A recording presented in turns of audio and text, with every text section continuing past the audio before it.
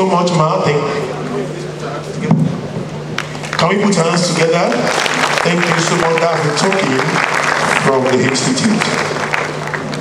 Now we need to move to the third paper presentation. If I enjoy this session, can you wave your hands? Can you wave your hands, please? Yes. Clap for yourself and celebrate yourself. We are here because of you. We are here because of you. And we want to have you by tomorrow to be members of the Institute. Is that not it? Is that not it?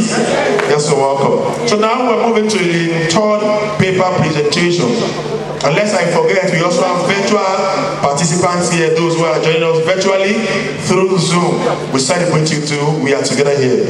So we'll just like to alter the program for today. I know we've had the light refreshments, but we'd like to go straight into the third presentation that will be taking managing consultant of Simeon Pilot Resources.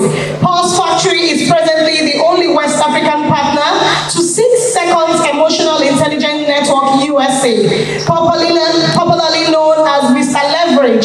NRO had his educational background as an accountant and business administration. He is a human resource consultant, a certified John Maxwell leadership trainer, a certified life coach, a certified and licensed emotional intelligence practitioner, and a licensed EQ assessor by 6 Seconds, the largest emotional intelligence network worldwide, and a neuro-linguistic programming practitioner. He is certified KPI professional, and an official trainer of the KPI Institute in Australia, which makes him an authority in performance management. NRO is also a certified management consultant by the Institute of Management Consultants, where he is also a fellow of the Institute.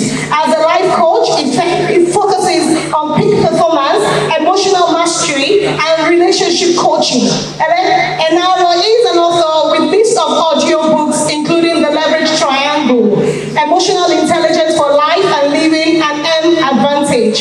He co-facilitated the new service strategy for FCMP when they brought over FinBank, where he created a unique training program, Emotional Recognition for Change, developed strictly to help FCMP's new combined service team masters their emotions in the process of change.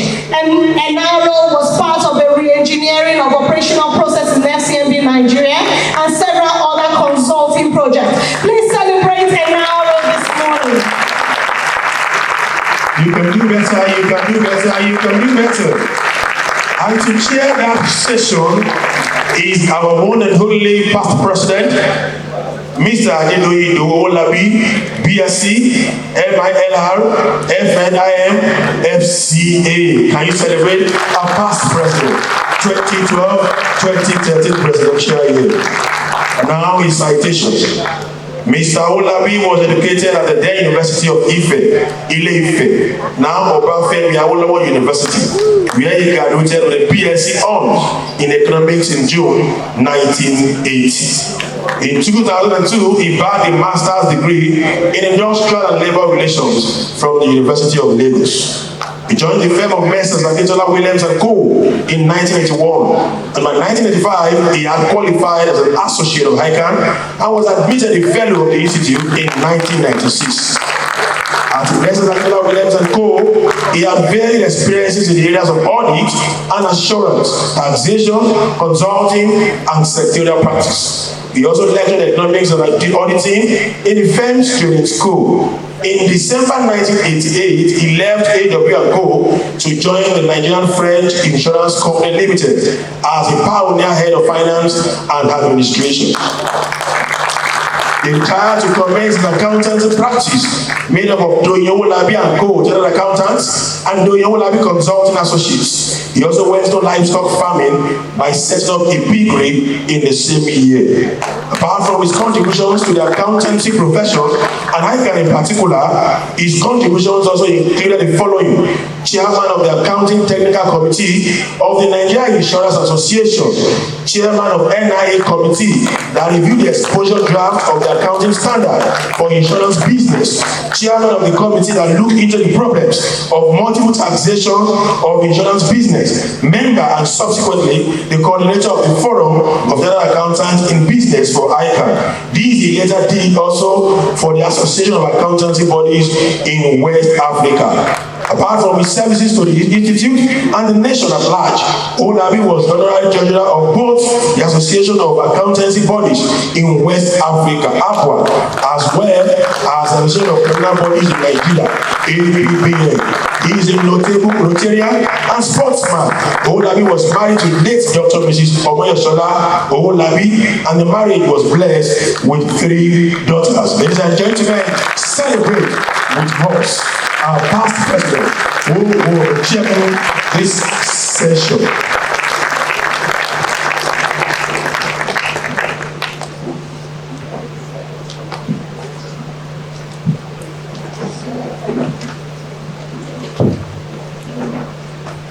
Permit me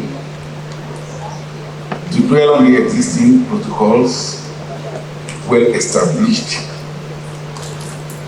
but I must, as a matter of courtesy and protocol, recognize my old colleague on council, my co-past president, my darling sister and friend, Dame Onome C.A. Adeobi. We will talk about the title CA later, whether you are going to embrace it or not.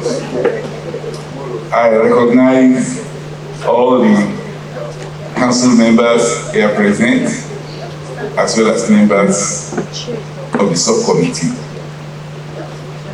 I must express my deep appreciation to the president of our institute, Madam Isatijani, for endorsing the idea that I be brought here today to chair this session. We met at the airport when I was coming back from India on Wednesday. He came to change his ticket, and just as I was going to pass through immigration, he tapped me on the shoulder and said, "My VP." I said, "My president, sir." He said, "I hope you'll be too jet lagged to be at the induction." And all I could do was just to smile. I said, "God willing, I'll be there." And I thank God I'm there with you today. I'm very happy at the topic being presented this afternoon.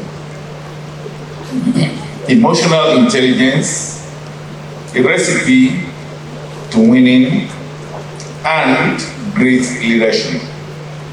I have listened carefully to the resume of the presenter, and if I were to comment on it, I would just say, in my opinion,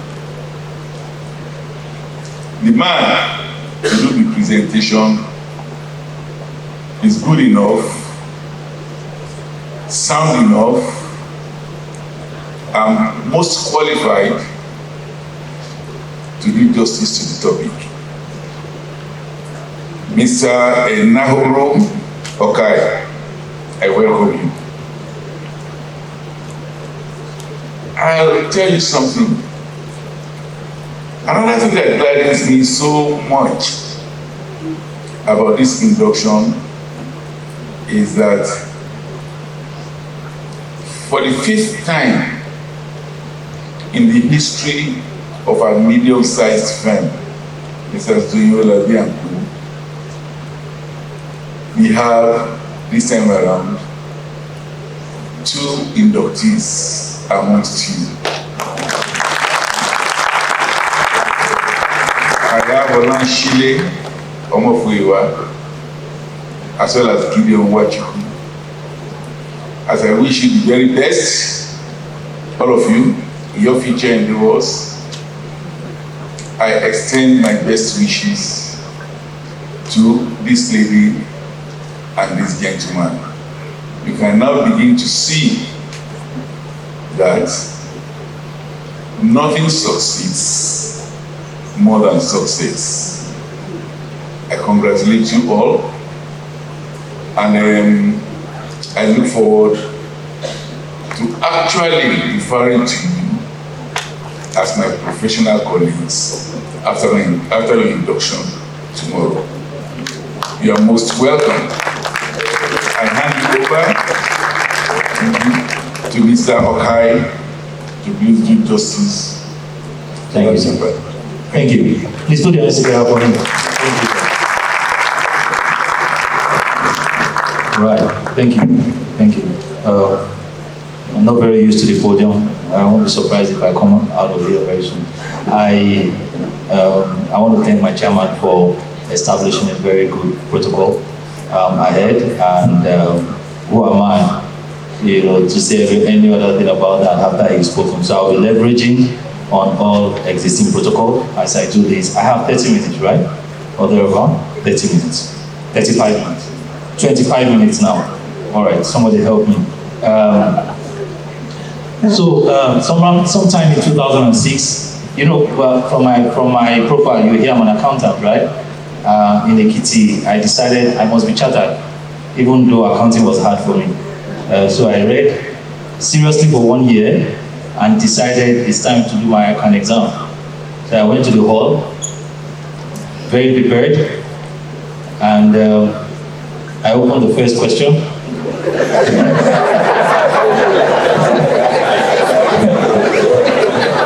It wasn't bad.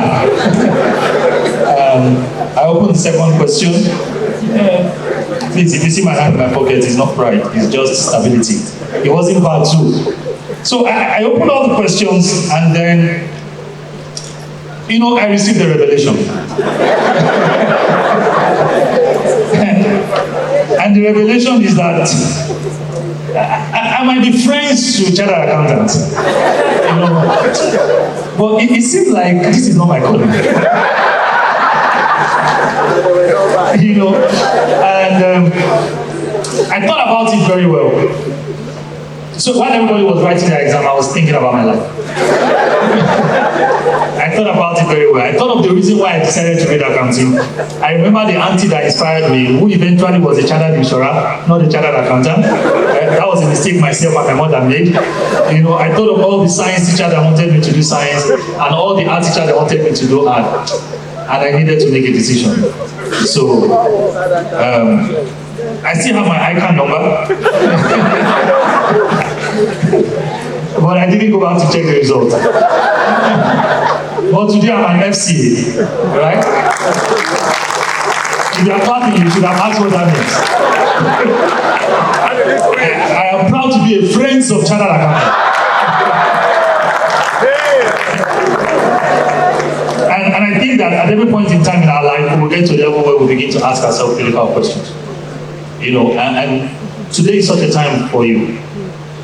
After all the hard work, you will now be inducted and you will become a chartered accountant.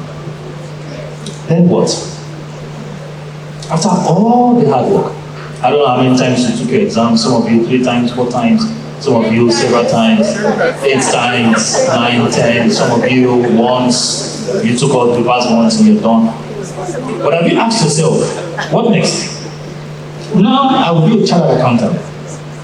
What's going to be different? In my office, what would they think differently about me? What would they see differently? Hands are not going to be laid on you. Do they lay hands here when you become chartered? No, right? So hands are not going to be laid on you. Paper is going to be given to you. Just like someone who is getting married. After all the euphoria, nothing changes except you want something to change on the inside. And that's part of the question I'm going to leave with you today. You see, when emotional intelligence started in 1996, 1997, it was because somebody who was going to be the president of America made a big mistake, right? And he made a big mistake on his campaign trail. And some people in the University of Yale were doing a research on cognition at that time. And their hypothesis was Because the guy's very smart. He was like Obama. He would have been the president of the United States of America. But he made a very silly mistake about him and his girlfriend. So that has to do with feelings. And then they created an hypothesis, which is, how can somebody be so smart yet so stupid? He's very smart, but look at the stupid thing he did, and he would never become the president of the United States of America. And I used that hypothesis and came up with several other questions. How can a leader be so smart yet cannot lead a team? How can an accountant be so good with accounting yet everybody's got trouble with him in the office? How can you be so good with tax, with audit, with all your technical skills, and yet when it's time for promotion, they look at somebody else who is probably not as good as you, and then they promote the person? Why? 85% of what you will do at work, please listen to me, by research, 85% of what you do at work is related to people and your emotional skills. Only 15% of what you do every day at work is tied to all of these technicalities that you've learned. Let me explain it better. It means that you spend more time relating with people about your work than the time you spend sitting down to do work itself. Go back and check it. You will need somebody to submit a voucher. You will need somebody to submit their report from their department. You will give somebody time and say, after 12 o'clock, we don't receive voucher for payment anymore. And they will come at 1 o'clock, right? You would have all your rules set, right? A salesperson will go out and sell, and they will not come back with the document they're supposed to come back with so that you'll be able to prepare their commission, isn't it? You will spend more time relating with people. Look at, you will spend 30 minutes arguing with a salesperson. To say, where's your document? If you don't give me your document, I will not pay you. I cannot prepare your commission. And by the time they give you the document, you sit down and in 5 minutes you finish doing what you want to do. You spend more time relating with them about your work than the time you spend doing the work in itself. And so if there's any skill you want to master, it will be the skill that helps you relate with them so much because you're spending so much time with them. Nobody's going to call you. By the time they call you into 5 meetings about your accounting skill, 4 out of those meetings will be about what you said and what you did not say, how you said it and how you did not say it, all of those kind of things. How you walked away and how you got irritated and how you got annoyed and how you banged the door. Look at the kind of discussions they're going to be having with you. Only few discussions will show you the technical mistakes that you made. After a while, equilibrium will set in. What is equilibrium? What you can do, you will be able to do it. As far as accounting is concerned. What you can do, you will be able to do it. Now, if I have 5 accountants in my office, right now I have, my accounting department, we have about 8 people. And all of them are at the same level. And I want to promote someone. Recently, I promoted someone to the head of finance. By the time I look at all of them, and all of them can do accounts, they can use the software. Everybody can do the same thing. And I need to promote one person. Am I still looking for an accountant? No. If I was looking for an accountant, I'll just close my eyes and what? Pick anybody. No. I am looking for somebody that can lead. I am looking for somebody that can collaborate. I'm looking for somebody that can manage situations in the heat of the moment. I'm looking for somebody that can wake up by himself and take initiative and say, we need to go and chase that money. And come up with ideas to chase the money, rather than wait for me to come and tell him what to do. I'm not looking for an accountant anymore. I'm looking for a leader. Like the topic says, I'm looking for somebody who can help me what? Win. And to do that, the best of you, the best, what is on your inside, the best of your personality will be required. Not the best of your accounting skills. Your accounting skills is just a little of all that's going to be required. When we talk about emotional intelligence, we talk about being smart with your emotions, not being smart with your accounting skills. And to be smart with your emotions, it means to be smart in annoyance. To be smart inside irritation. To be smart inside sadness. What does it mean to be smart? To be able to make good judgments. That's smartness. To be able to say the right thing. So how can you be annoyed with the salesperson and still be smart?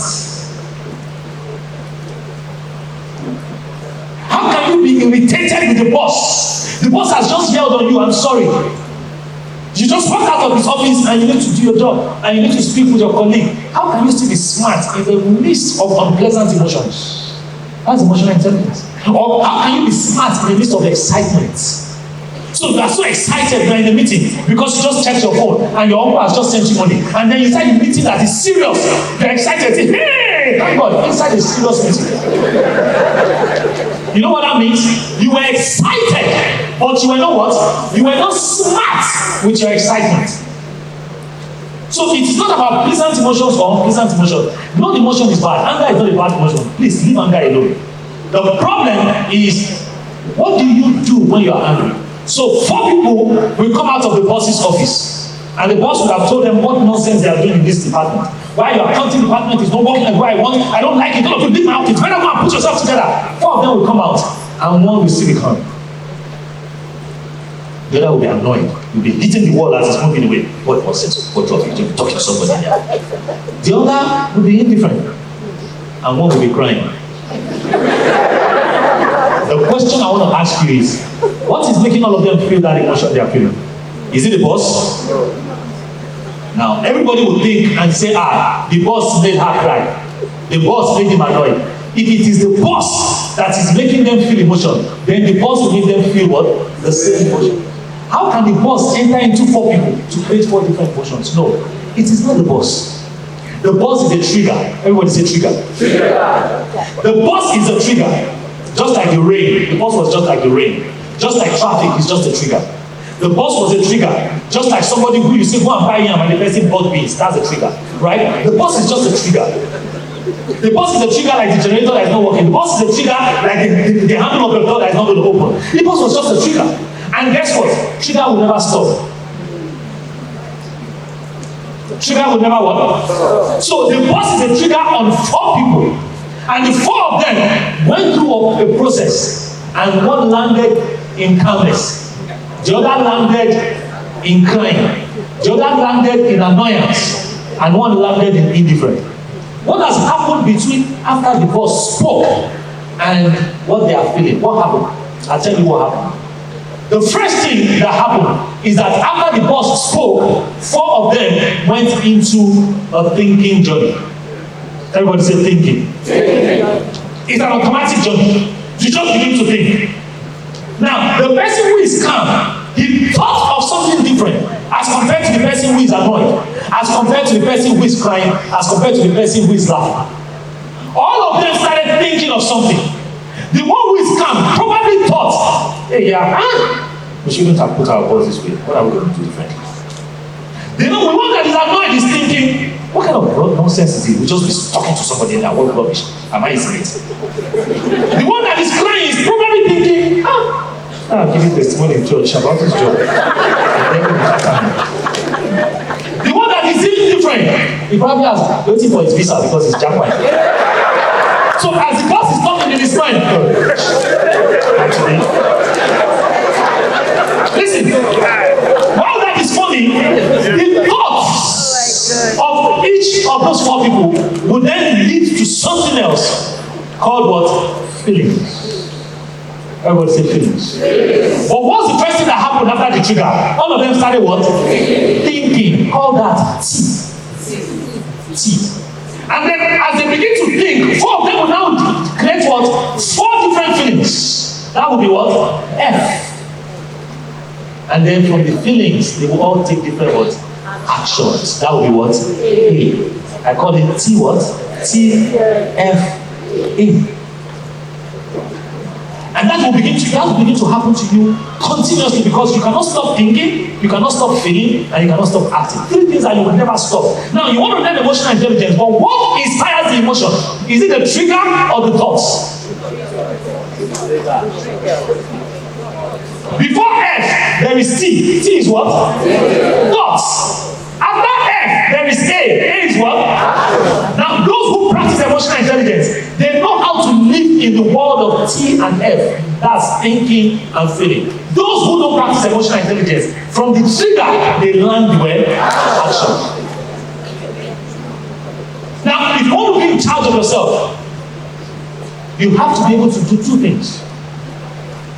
Manage the thoughts so that the feelings can be managed.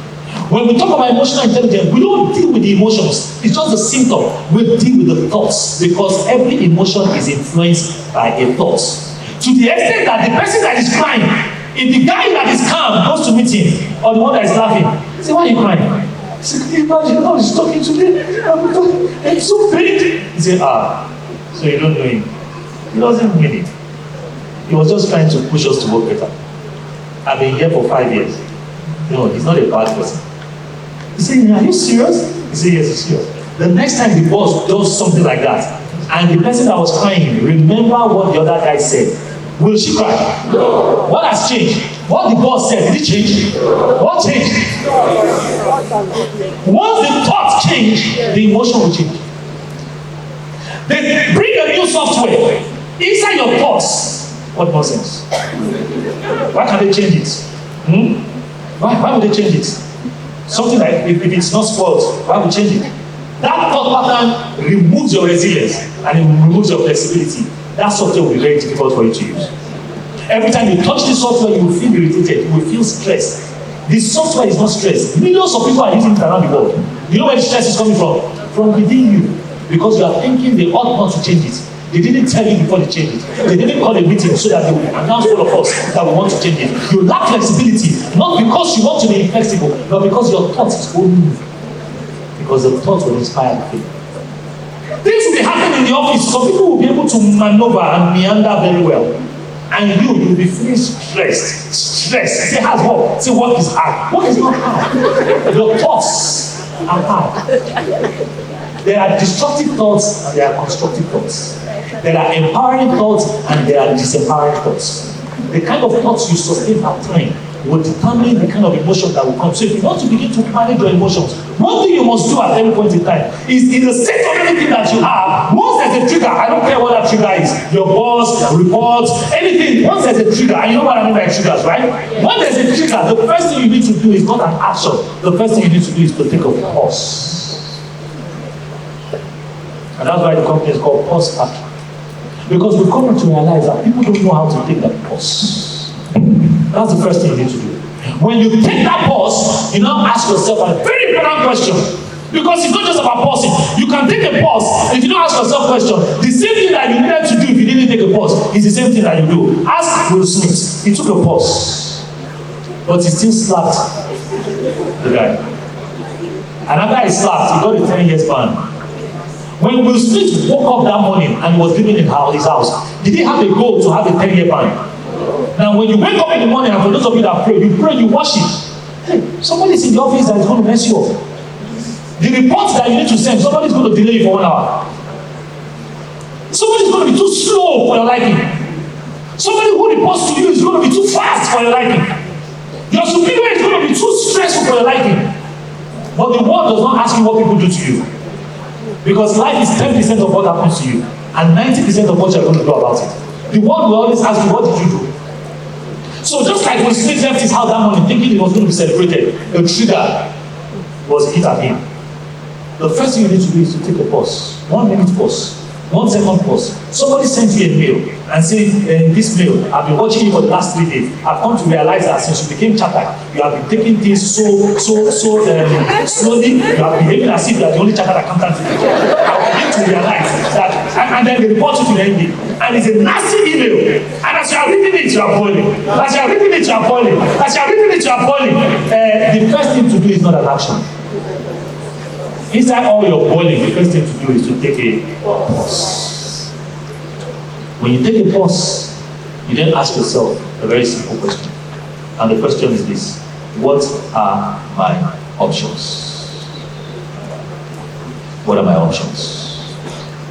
What are my options? A lot of you don't ask yourself any question. You just act. If you act without taking a pause and asking yourself this question, you will do the same thing that you have always been doing. And one day you will realize that the same thing you have always been doing will not suffice for every situation, every time. One day, that same thing that you did yesterday that was good, you will do it today and it will be bad. You take a pause and you ask yourself, what are my options? You have like 3 options. Did Will Smith have options? What are his options? Number 1. Number one, walk away, ignore, report, wait till after he collects his award and break his head. What are the options? There are always options.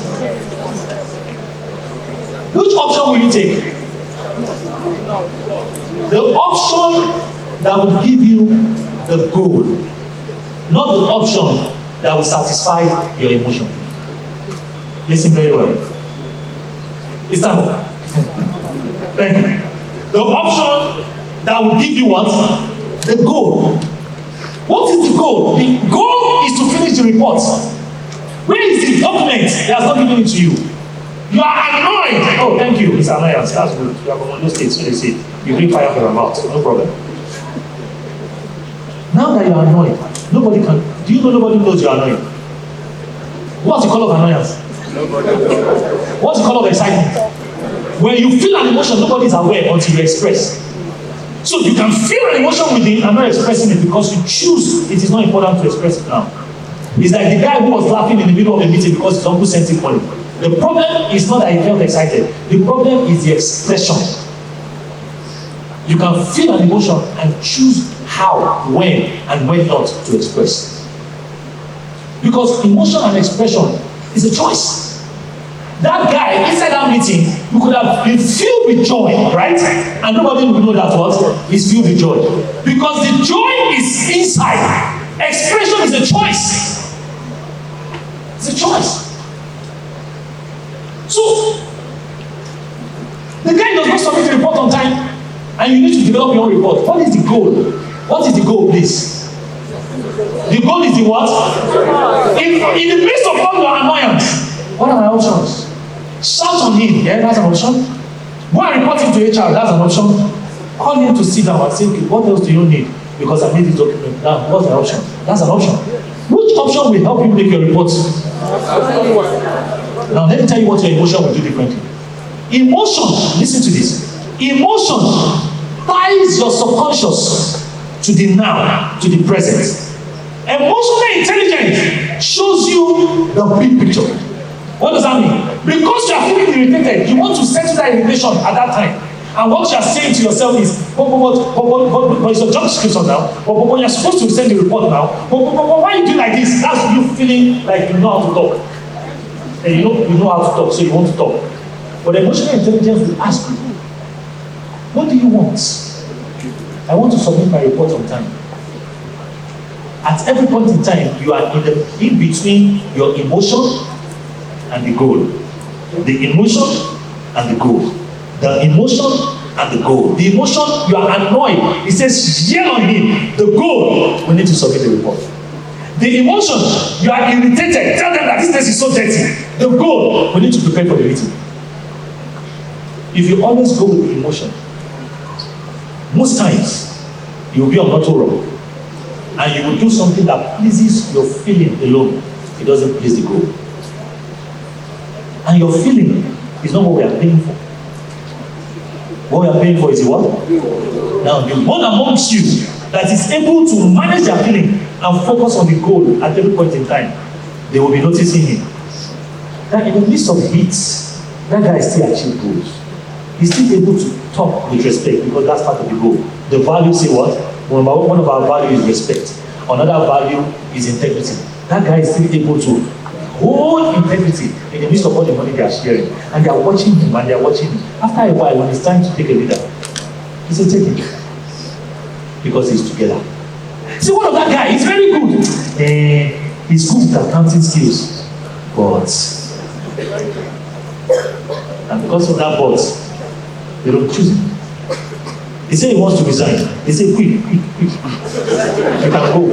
He leaves, no regret, no impact, nothing. Somebody else say he wants to resign. They are begging him to what? To stay.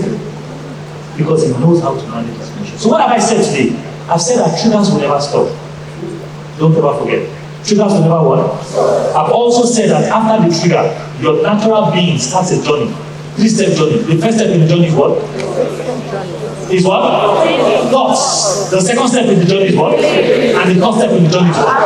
Those who practice emotional intelligence, there are 2 parts of the journey that they try to master. What are those parts? The thoughts and the what? Feeling. For information, those are the parts that human beings don't see.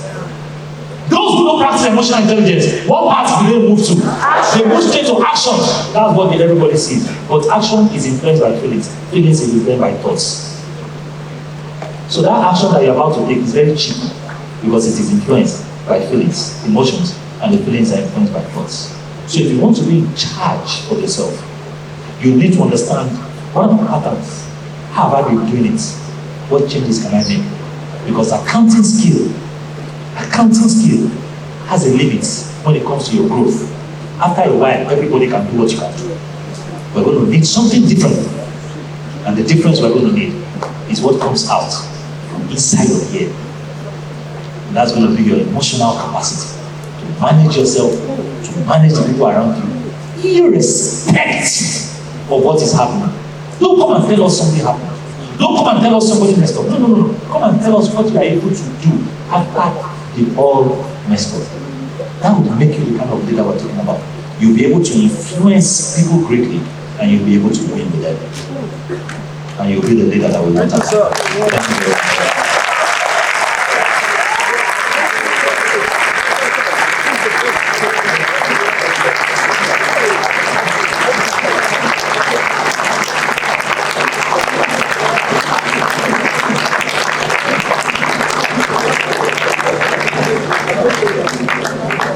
Are we still celebrating? Everyone learned something. Thank you so much for inviting one of us this morning. We appreciate you. That came from within. Thank you so much. Let's be seated, please. And to the chairman, sir.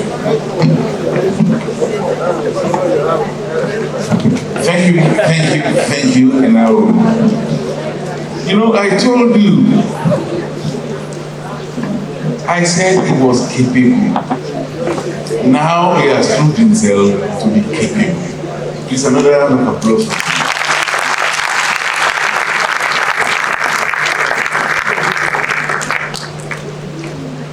If I were asked, what have he just done? I will simply answer, he has saved over 1,000 lives. Yes. I'll tell you the story about saving lives. But on a more serious note, let us ask ourselves, why does ICANN bring topics out of the areas of finance and accounting for induction purposes? Why does ICANN train her members in some other fields that we consider will only complement accounting? This is one of the major reasons. I'm very happy that Enahoro spoke extensively about the U in you. And this is one of the major things. I'm sure you know the meaning of the U in you. That's the character in you. This is one of the major things that will make you to be relevant in your organization.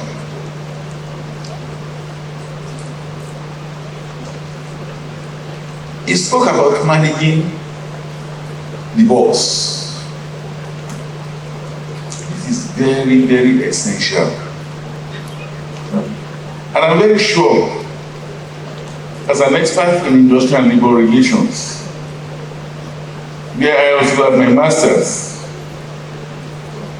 I'm sure you will share the same view with me that this is one of the reasons Why today in executive selection, i.e. interviews to select executives, we bring in the group dynamics system,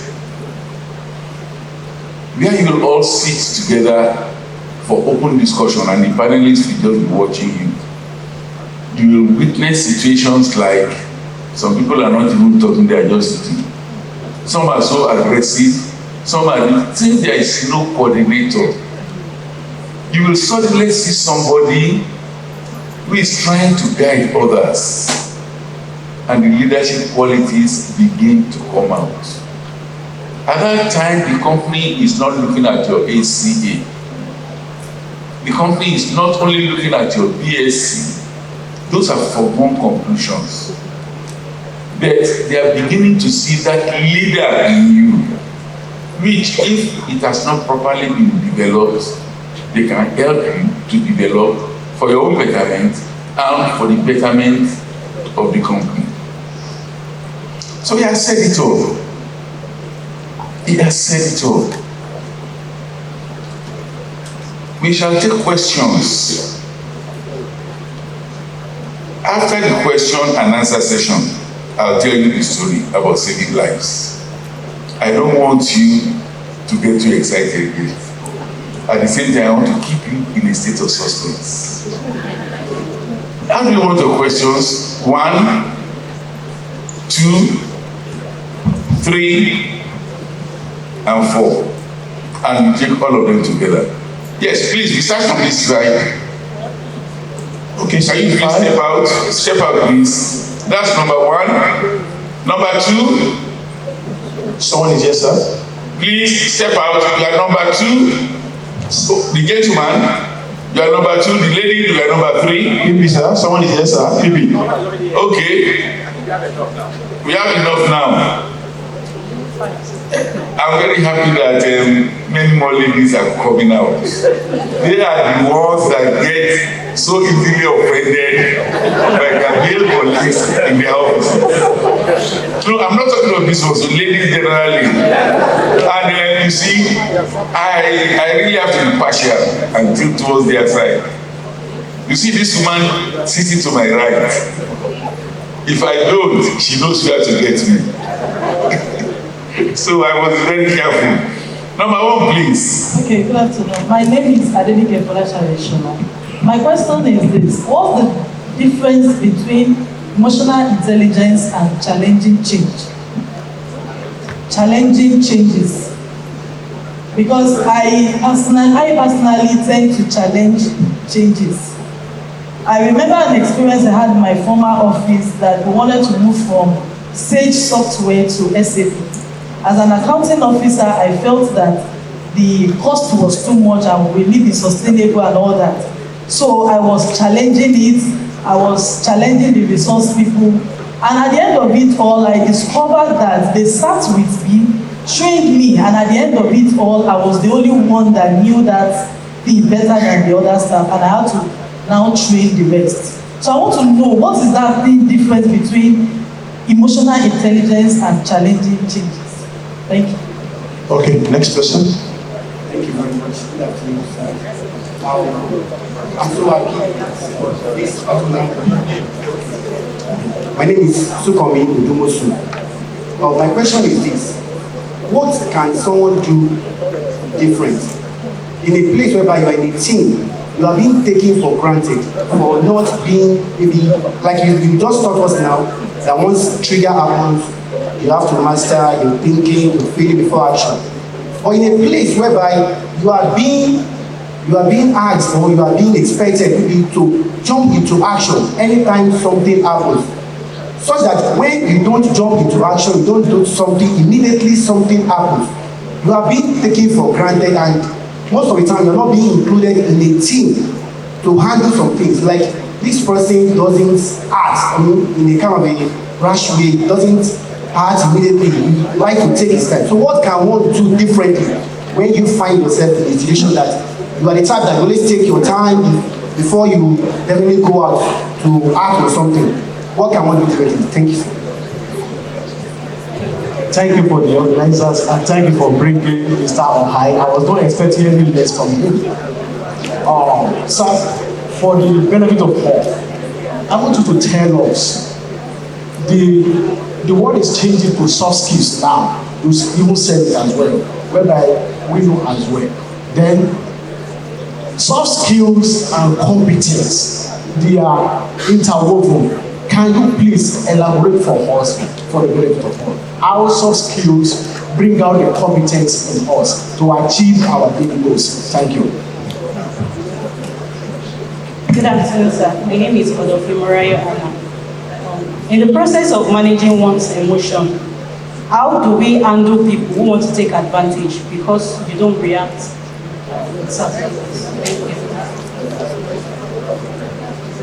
Good afternoon. My question is not directly to the speaker. Sorry, I'm Kura Messi speaking.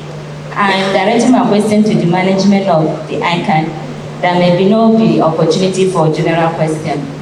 The issue of giving out information, thank God we say everything is global, but I've discovered lately that ICANN were somehow stingy. That they say accountants are stingy.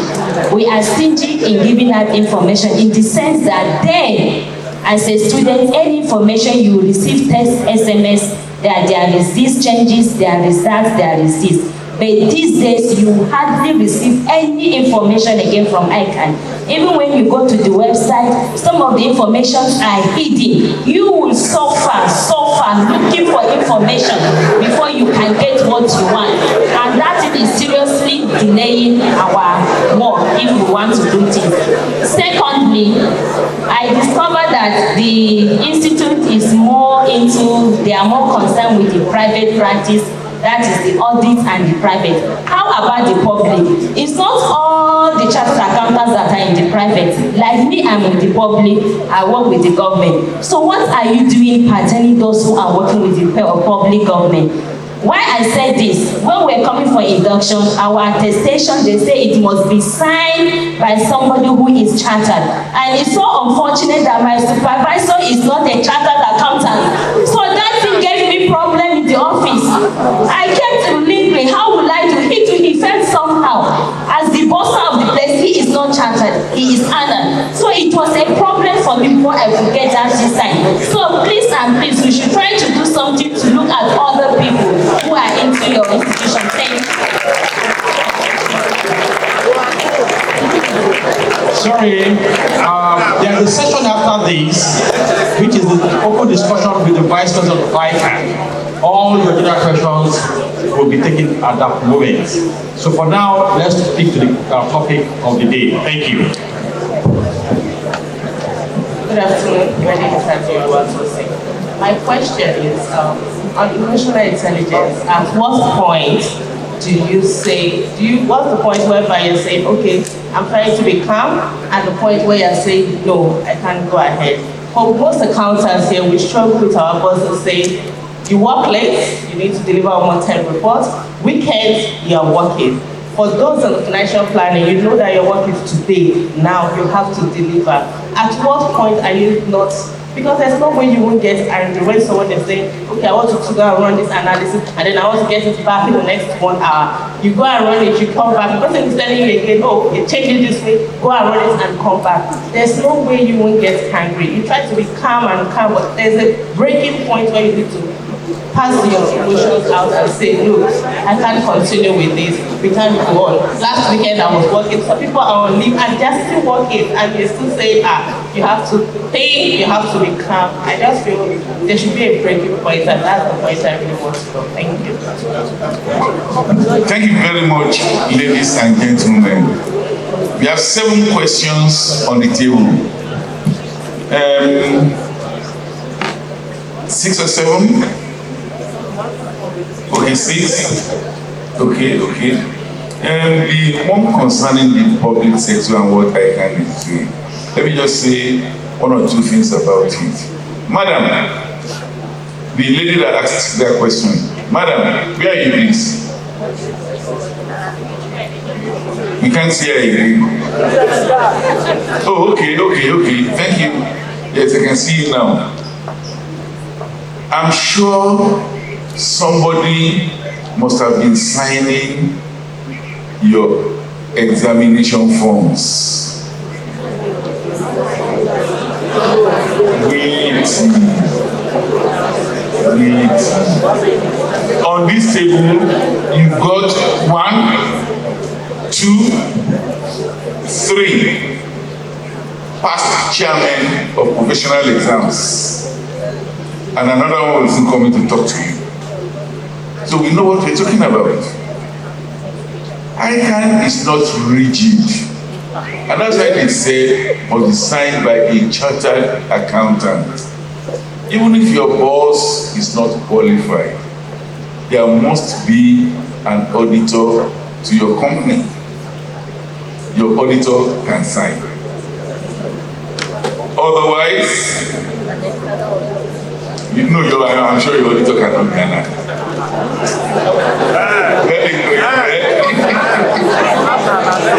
And what I'm saying in essence is enough provision has been made. But I'm very sure, Mr. Lawal, this is a takeaway for you.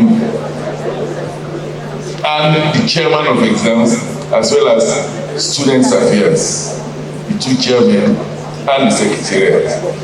I'm sure you'll confirm what is going on and rectify accordingly when necessary. Thank you. I hand over to my brother here to please quickly attend to this thing. In actual fact, you look very familiar. I don't know whether it was in the same year I met you, maybe through Mrs. Sedmi or in Surulere. He said, she's my cousin, that's right. Please go on. Thank you. So the first question is difference between EQ and challenging changes. So there's no difference. You don't compare EQ and any activity at work. Please. You compare EQ and IQ. Right? EQ and IQ are the things you use in the process of challenging the change. So in the process of challenging the change, you will get irritated, you will get excited, you will get annoyed, you will tell them it's not good, they will say it's good, that's what they want to use. Somebody else wants to force it in because the person wants to eat money. All of that will be happening. The question you should be asking yourself would be, how am I managing myself in the course of challenging this change? Am I showing up as somebody who is constantly aggressive? And every time they see me coming into that meeting, they know that fire is coming. Am I showing up as somebody who is communicating so effectively with good numbers and good analysis to help them see that that is not the way to go? Am I coming up to also show them their errors based on my history, my understanding of people in the organization, and telling them to change things in this organization? This is how to go about it. How am I showing up in the midst of challenging the change? We want people who will challenge change, but we don't want people who will give us trouble. We don't want people, we are running away from people who will cause wahala in the course of challenging change. We are running away from people who will come and yell on us and insult us because we are challenging change. We are avoiding saucy people because they know something about the change. But we're looking for people who would communicate effectively for us, who will show us why we shouldn't go the way we should go. Now, I don't know what's happening in your organization, but your boss might not be receptive enough. The people in strategy might not be receptive enough. But the most important thing is, what brand have you created of yourself? Are you such a person that if you show up, they will listen? Or if you show up, they know there's trouble? I think you need to build an employee brand to the extent that when you show up, people are ready to listen. Are you such a person that if you are not in a meeting, they will say, let's wait for her? Because when she comes, her inputs are very, very good. Or you are such a person that if you are not in a meeting yet, they will say, let's continue. If she comes, she will cook us wahala anyway. Who exactly are you? So it is not a change that you are challenging that is a problem. It is how. I want you to write this and never forget it down. How you do what you choose to do will determine the result of what you choose to do. How you choose to do what you want to do will determine the result. It is not what you do that determines the result. It's how you do it. It's how you say sorry. It's how you walk out of them. It's how you send the mail. It's not because you send the mail. It's because of the way you send the mail. And those who practice emotional intelligence, we ensure that the how has been filtered through options. and we're able to choose the options that is good enough. Are we getting it? So you compare EQ with IQ. IQ is when you are using your head, the brain, logic alone. EQ is when you are combining the brain and the heart. So you are seeing emotional data, people's face, people's body language, when you walked in, what everybody was doing, and how they felt, plus the number and the data that you brought to the table. Combine all of that together and then choose the right thing to say. Choose the right body language to give. Choose the right expression to give. And then people will be able to accept you. In fact, if people deter you, if people push you away, it's the greatest feedback on how you are actually showing up. And you want to show up in a way that everybody will embrace you because it is power. All right? Number 2 says, what can you do differently if you are being taken for granted? If you are somebody that takes your time. Now, the fact that you take your time, right, and you take things gradually does not mean you're emotionally intelligent. So emotional intelligence is being smart with your emotion. You might be taking your time to the extent that it's too slow for the environment that we are in. So what is the worth of taking your time? What is the good? So the first thing you want to do is, how am I showing up in an environment? Am I too slow for this environment? Am I taking my time too much for this environment? In emotional intelligence, you don't deal with the other person. No, they are not even here anyway. Who do you deal with? You deal with yourself. You look for the change that you can make with yourself. So if you constantly realize that everybody thinks that you're taking your time too much, then it means that you might need to be faster with the things that you do. And emotional intelligence is not defined as slow. It's not defined as taking your time. It's defined as being smart with what you feel. So if you have a feeling at a particular point in time, and the feeling is making you take your time, then maybe you need to ask yourself, what other option do I need? Maybe you need to be faster. Or maybe the environment is too fast for your personality. And if that environment is too fast for your personality, you cannot force them to be as slow as you want. You have options, don't you? Maybe there's another environment that is good enough for your personality. Because you can't force people to come and work with your timing in a place where we need to make money, in a place where we need to give results. And you say in emotional intelligence, you say we should be calm. You should be calm and then take our time. No. I say take a pause. And pause can be 1 second. Pause can be 1 hour. Pause can be 1 day. Pause can be 1 week. Pause can be 1 month, depending on the what, on the situation. And honestly, in 2022, speed is a big factor. Speed is a big factor. All right. So check yourself out. Are you the person who is very phlegmatic, melancholic, and take things gradually, and you are working with somebody who is a choleric and wants something now? No, we cannot change your boss from being a choleric. We can teach you how to be faster. And there's always a better way to do the things that you do. Right? Number 3, soft skills and competence. How does soft skills help our competence? Now, hard work is not a soft skill. Hard work is not a technical skill, by the way. Hard work is a soft skill. You don't go to school to learn hard work. I don't know if you have gone to college and they say today's topic is hard work. No, right? But you can learn audit. You can learn tax. Those are competencies, those are skills that you need to learn in accounting, right? But the person who has been taught to work hard will sit down and check that work over and over and over again. That is where soft skills is beginning to help what? Your technical skills. Inside soft skills, there are competencies, right? The capacity to think consequentially is a consequence, is a competence, which means think of the consequence of what you want to do. That's a competence. But audit is also a what? Competence. So there's no difference between soft skill and competence. No, there's competence everywhere. Optimism is competence. What does it mean? You're in the midst of a situation, everybody thinks cannot work. You think from your heart that if you try something else, it might work. And you have enough energy to go and try while everybody is sitting down. That's a competence.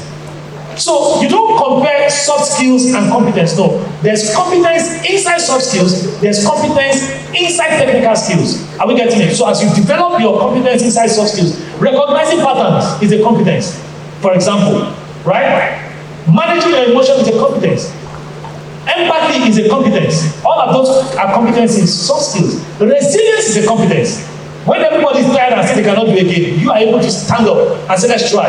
That's a competence. So there's no soft skills and competence. No, there are competencies in soft skills and there are competencies in what? In technical skills. And you will use the competency in soft skills to empower your technical skills. That's why you will be able to check that report again and again. Even when everybody is tired, the boss says we should go and check again. I know they check, we've checked it 5 times.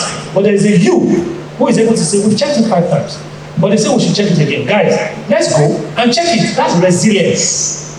And that's a soft skill that is helping you to go and check with your audit, technical skills. But the person who doesn't have resilience is tired. And by the time you submit the report and your boss says, hey, I said you should check it again. Look at, did you see what I was talking about? Because these bosses, they're also not dumb. They have patterns too. And then say, so who checked it? They say, it's Anayo. Why? Only Anayo. Where is Shebu? Where is Bello? They say they are tired though. What have you just said to the boss? They have just made him realize that the person that can move this company forward, even when I'm not there, is Anayo.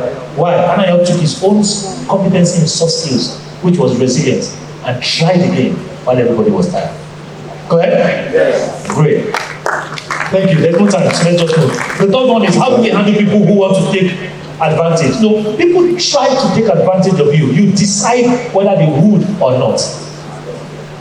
Are you getting it? So the fact that yesterday I spoke with you and said, but why do you come late? And you say you stay at the backside of the road. And I say, hey, yeah, make you try, eh? And then today you're coming late again. You know what you're trying to do? You're trying to take advantage. Did I tell you to come late? The answer is no. Okay, please, what's the punishment for coming late? Please, can you give it to him? Because we didn't tell you to come late. Oh, you wanted to take advantage of the discussion that we had yesterday. No. So people try to take advantage. Your children try to take advantage. Do you allow them? No, if you don't allow your children to take advantage at home, why are you allowing your superiors or your subordinates to take advantage? Because you want to practice emotional intelligence. There's no definition of emotional intelligence that says you should be a stupid person, that says you should be a dunce, that says you should be a fool. No, emotional intelligence is to be smart with your emotions. And that question is the same question that the other person is asking. How do I say no? You see, a person that does not know how to say no does not mean you are practicing emotional intelligence. You don't know how to say no, maybe because you are passive, maybe because you are scared of your job. Right? The day you have another job and you have submitted your resignation letter and the same person comes to tell you to do that in 3 times, you'll be able to say no. You know why you can say no now? Because you have another option. So you have the capacity to say no, but not because you were scared. So if somebody tends to stretch you and you are wondering, how do I say no? Oh, there are several ways to say no. Is to be able to call a meeting and say, I noticed that this continues to happen. It's stretching my life. It's stressing me. I cannot sleep. Can we look for somebody else to support in the department? And the person said, no, nobody can support. You have to know how to do it. If you like, die. What's that person telling you? That they don't care. And like somebody said here before, if they don't care, you have what? You have option. You have option. Where does that come back to? It still comes back to who? It still comes back to you. You cannot be in a place where they are stretching you and stressing life out of you. And you say because you are practicing emotional intelligence, you want to die. That's not the definition I gave to you, please. I gave you the power to choose out of the options that are available. Is it? So if this option is killing you, is stressing you, you cannot love your husband again, you cannot love your children again, that means it's destroying your marriage. Are there options? Yes. Prepare yourself and say, over the next 6 months, I'm going to look for the next option. That's you being intentional about your life. That's emotional intelligence. Where you are taking charge of yourself. Right? There's one more. Accountants, okay, that's not my question. At what point do I say no? I think. So those are the same question. In this life, people will try to take advantage of you. The question is, would you want them? People try to take advantage of you. Human beings will act. What do you want? In fact, if we realize that we are always taking advantage of you, we will consider you as what? Weak. We that we are taking advantage of you. We are the one that will now say, don't promote her. She's very weak. Because you've not been able to stand for yourself. But you can stand for yourself respectfully. You can say, I have done this thing 5 times. I ought to close now. The crèche is waiting for me. My children are waiting for me. I have to go now. Please, can we do this tomorrow? Because really nobody will die. The capacity for you to stand tall with respect and make your expressions known is also part of knowing yourself and choosing the option that is good for you and the environment. Thank you very much. Thank you very much, Mr. Olier.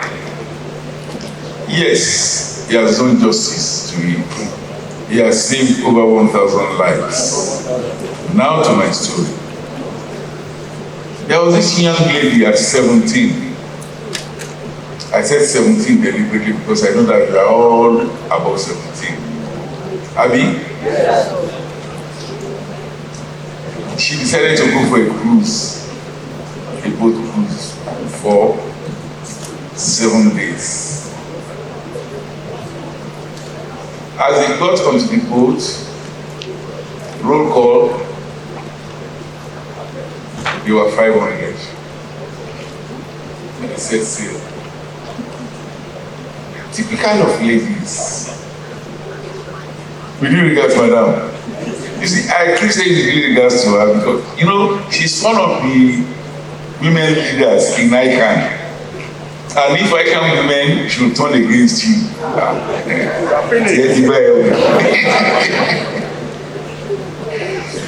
so she kept a detailed diary for the 7 days. And then some of us had a glimpse into that diary. Day 1, we set sail. 500 of us, including the crew members. We all look forward to the freshness of the sea. We spent a substantial part of the day to know ourselves. After dinner, I retired into my cabin and I slept off. Day 2, we had devotion and breakfast. It was an exciting day. We went to the games rooms, we played a lot of games. On my way back to my cabin, I met a very young man, handsome in his uniform, immaculate white. He introduced himself as the captain. The day ended and I slept off. Day 3, I'm just telling you those areas that will interest you. The diary was more detailed than that. Day 3, as I came out of my cabin to go for breakfast, I met the captain. He nodded, good morning, and I gave him a broad smile to answer. The captain and I shared a substantial part of the day together. He took me to the games room, we played games. We went to the deck together to have a feel of the sea. It was a great experience. Day 4, the captain proposed to me, and I wondered why me. 17, just starting our life, with a young boyfriend back at home. How will Dick feel? I leave you with the question, who was Dick? How will Dick feel? I politely turned him down. Day 5, the captain was insistent. I was adamant. Day 6, we had set sail for the shores at that time. The captain threatened that if I did not cooperate with him, he will sink the boat. I thought of everybody back at home, my parents, my friends, Dick, and so on and so forth. I felt very sad, and I slept off in the process. Day 7, there was only one sentence in that diary, I can confirm that. She said, I saved 500 lives. How she saved 500 lives, they are left to your own imagination. Thank you very much, and God bless you all.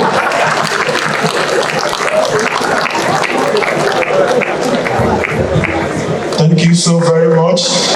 Our chairman of session, CA Adedoyin. I'm sure you can hear him laugh now. That's what we brought down all the way from Mumbai. Thank you so much, sir, for all you have done regarding the session. And once again, Mr. Inauro, thank you so much for the session. We really appreciate it. And indeed, we have learned a lot.